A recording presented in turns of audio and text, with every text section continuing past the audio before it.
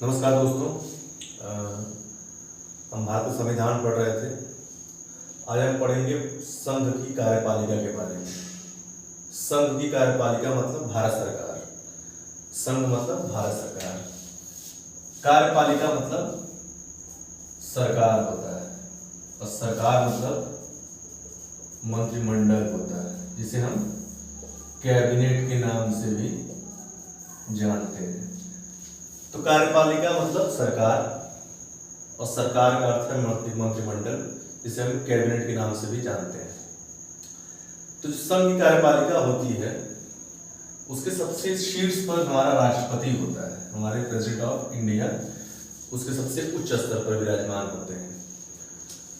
राष्ट्रपति का जो निर्वाचन की पद्धति है वो अप्रत्यक्ष रूप से निर्वाचित होते हैं। निर्वाचन कोई भी अगर अप्रत्यक्ष है मतलब जनता उसमें डायरेक्ट शामिल नहीं है, जनता के द्वारा चुने हुए लोग उसमें शामिल हैं। तो अप्रत्यक्ष निर्वाचन मतलब जनता के द्वारा चुने हुए लोगों ने किसी को चुना, उसे अप्रत्यक्ष निर्वाचन कहते हैं। अप्रत्यक्ष मतलब जब स्वयं जनता अपने नेता को चुनती है। जैसे हमारे यहाँ लोकसभा और विधानसभा चुनाव होते हैं तो प्रत्यक्ष निर्वाचन है कि उसमें जनता खुद जाकर वोट डालती है। गांव में जो प्रधानी का चुनाव है, नगर निगम का चुनाव है। लेकिन जो हमारे यहाँ राष्ट्रपति हैं उनका जो चुनाव होता है, उपराष्ट्रपति हैं उनका चुनाव जो होता है, ये सारे चुनाव जो है वो अप्रत्यक्ष निर्वाचन पद्धति से होते हैं। तो राष्ट्रपति के निर्वाचन में जो सिस्टम लागू होता है वो आनुपातिक प्रतिनिधित्व पद्धति या एकल संक्रमणीय मतलब होता है ट्रांसफरेबल वोट्स के सिस्टम से होता है। इसमें वोट जो है ट्रांसफर होता रहता है। इसमें क्या है कि जो हमारा वोटिंग मत पत्र होता है उसमें अगर आपके कैंडिडेट हैं ए, बी और सी, 3 कैंडिडेट हैं, तो ऐसा नहीं है कि आप सिर्फ एक व्यक्ति को वोट देंगे, आपको प्रेफरेंस देनी पड़ेगी, ठीक है, अपनी मेरिट देनी पड़ेगी। जैसे आप चाहते हैं कि बी जीत जाए तो आप उसको 1 नंबर देंगे। अब आपकी दूसरी प्रेफरेंस क्या है, अगर बी न जीते तो बी के बाद आप किसको देंगे, तो आपने मान लीजिए ए को दे दिया, फिर आपने सी को 3 नंबर दे दिया। इस तरीके से क्या होगा, वोटिंग काउंटिंग के बाद जिसके कैंडिडेट हारते जाएंगे उसका वोट उसके सेकेंड प्रेफरेंस को ट्रांसफर हो जाएगा, और उसका सेकेंड प्रेफरेंस भी हार गया तो थर्ड प्रेफरेंस को ट्रांसफर हो जाएगा। मतलब जितने वोट डाले गए हैं उसका पूरे का पूरा यूज होगा, कोई भी वोट वेस्ट नहीं जाएगा और सबको बराबर का चांस मिलेगा। तो ये सिस्टम है ट्रांसफरेबल वोट में। अब राष्ट्रपति का जो निर्वाचन होता है उसमें निर्वाचक मंडली होती है, निर्वाचक गण होता है। उसमें संसद के दोनों सदनों के निर्वाचित सदस्य होते हैं। निर्वाचित सदस्य मतलब क्योंकि हमारे यहाँ 2 सदन हैं, लोकसभा और राज्यसभा। लोकसभा में भाई 2 आंग्ल भारतीय समुदाय के लोग होते हैं, 2 आंग्ल भारतीय समुदाय के लोग होते हैं जिन्हें राष्ट्रपति मनोनीत करता है। उनका चुनाव नहीं होता है, राष्ट्रपति हैंड पिक्ड करता है कि ये होंगे और ये होंगे। तो ये लोग निर्वाचित हैं नहीं, ये इसमें भाग नहीं लेंगे। उसके बाद राज्यसभा में 12 लोग साहित्य, कला, विज्ञान और संस्कृति इन सब क्षेत्रों से होते हैं, तो वो भी इसमें भाग नहीं लेंगे क्योंकि वो निर्वाचित नहीं होते हैं, वो भी मनोनीत होते हैं, हैंड पिक्ड होते हैं। तो निर्वाचित सदस्य मतलब कि केवल जो जनता द्वारा चुने गए लोग हैं या जनता के द्वारा चुने गए लोग, क्योंकि राज्यसभा में जो लोग आते हैं वो जनता द्वारा नहीं चुने होते हैं, वो राज्यों की जो विधानसभाएं होती हैं उसमें जो विधायक होते हैं वो अपने यहाँ से कैंडिडेट को भेजते हैं राज्यसभा में। तो राज्यसभा और लोकसभा के केवल निर्वाचित सदस्य, मनोनीत सदस्य नहीं होंगे, तो वो भाग लेंगे। ऐसे ही जो राज्य की विधानसभाएं हैं उसके भी जो निर्वाचित सदस्य हैं वो भाग लेंगे। जो सिस्टम संसद में है यहाँ पर वही विधानसभाओं में भी है। आंग्ल भारतीय समुदाय यहाँ पे 2 है तो वहाँ 1 रहेगा।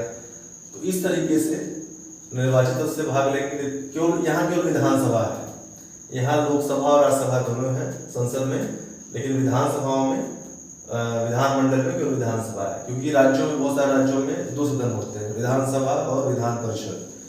तो विधान परिषद राष्ट्रपति के चुनाव में भाग नहीं लेती है, केवल विधानसभा के निर्वाचित सदस्य ही भाग लेते हैं। विधानसभा टोटली आउट ऑफ ऑर्डर होती है। इसके अलावा दिल्ली और पांडिचेरी विधानसभा के निर्वाचित सदस्य, केवल दिल्ली और पांडिचेरी संघ राज क्षेत्र के जो दिल्ली और पांडिचेरी हैं, इनकी विधानसभा के निर्वाचित सदस्य इसमें हिस्सा लेते हैं। तो ये सारी व्यवस्था जो है अनुच्छेद 54 में दी गई है।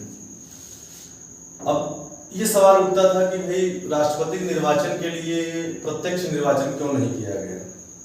तो उस पर ये कहा गया कि भाई प्रत्यक्ष निर्वाचन, पहली बात तो कई करोड़ जनता के समय का, पैसे का, शक्ति का दुरुपयोग होगा, इतना सारा पैसा, धन और समय जाएगा। उसके बाद चूंकि हमारा प्रधानमंत्री जनता द्वारा निर्वाचित होता है, अब राष्ट्रपति भी जनता द्वारा निर्वाचित हो जाएगा, तो दोनों के बीच में टकराहट हो जाएगी कि हम भी जनता द्वारा चुने गए हैं और ये बोलेंगे हम भी जनता द्वारा चुने गए हैं। तो इनको भी जनता द्वारा चुनना और शक्ति न देना, तो ये हास्यास्पद हो जाएगा।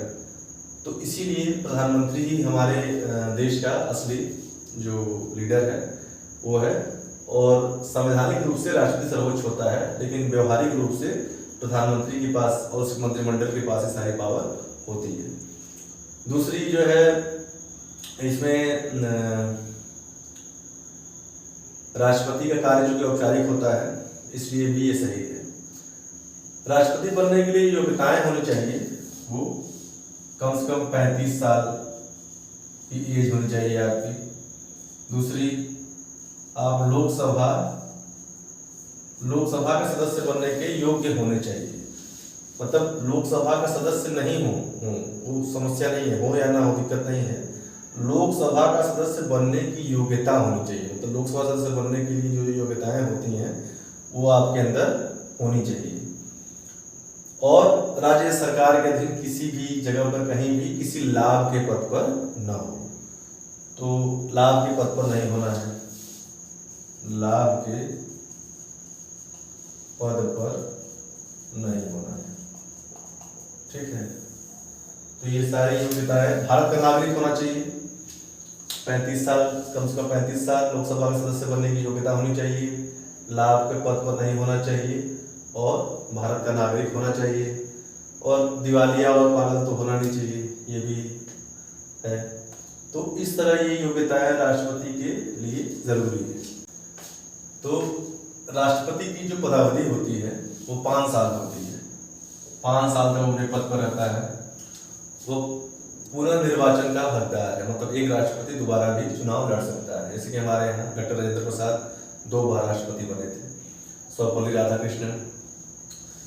तो इस तरह से राष्ट्रपति का पद समाप्ति के कितने तरीके हैं। एक, वो उपराष्ट्रपति को अपना इस्तीफा दे दे।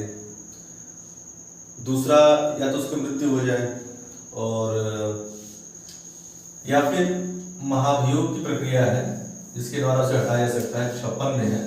लेकिन महाभियोग तभी लगेगा जब उसने संविधान का अतिक्रमण किया हो। महाभियोग एक ही दशा में चलाया जाएगा बस, और वो है संविधान का अतिक्रमण। जब ये मालूम चल जाए कि राष्ट्रपति ने संविधान का अतिक्रमण किया है जो अनुच्छेद 61 में दिया गया, 61 में, तभी उसके ऊपर महाभियोग चल सकता है। तो महाभियोग चलाने की प्रक्रिया लोकसभा या राज्यसभा, संसद के इन दोनों सदनों में से किसी भी सदन में चल सकती है। राज्यों की विधानसभाओं में राज्यों का ऐसे कोई लेना देना नहीं है।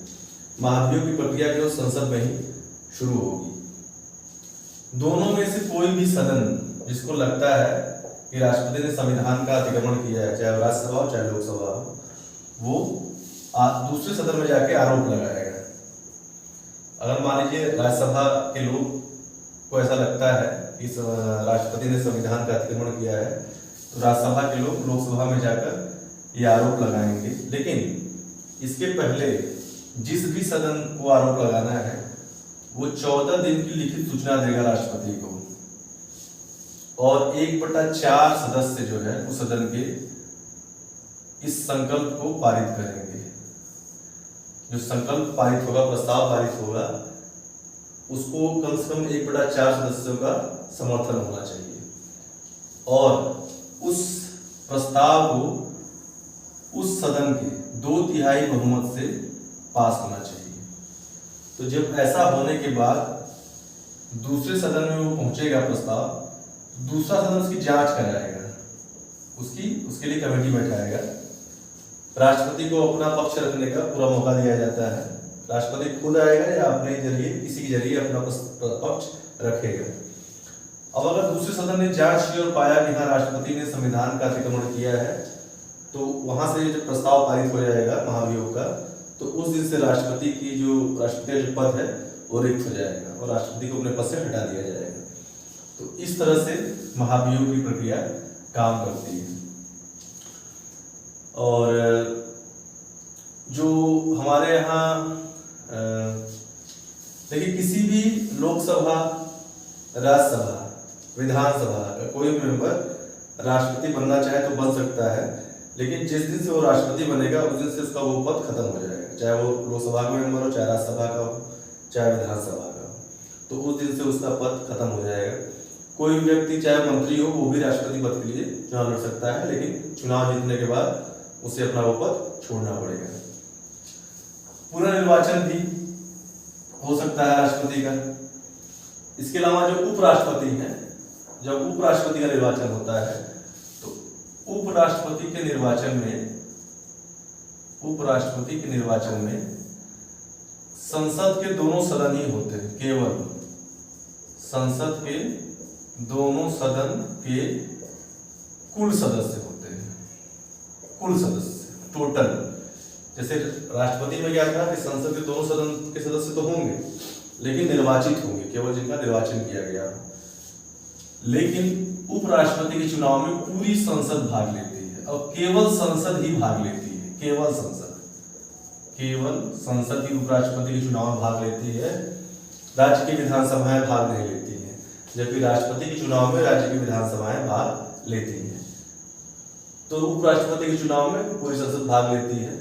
चूंकि राष्ट्रपति को तो हटाने के लिए महाभियोग की प्रक्रिया है, लेकिन उपराष्ट्रपति को हटाने के लिए महाभियोग की प्रक्रिया नहीं है।